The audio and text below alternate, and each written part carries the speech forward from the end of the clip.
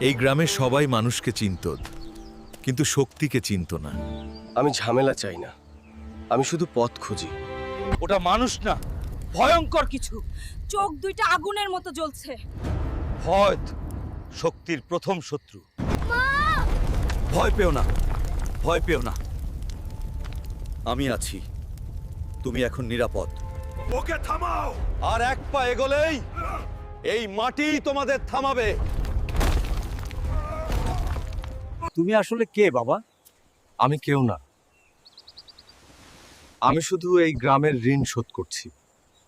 এই গ্রাম কারো না, যার শক্তি গ্রামের মালিক সে। ভুল কথা, গ্রাম শক্তির নয়, গ্রাম দায়িত্বের।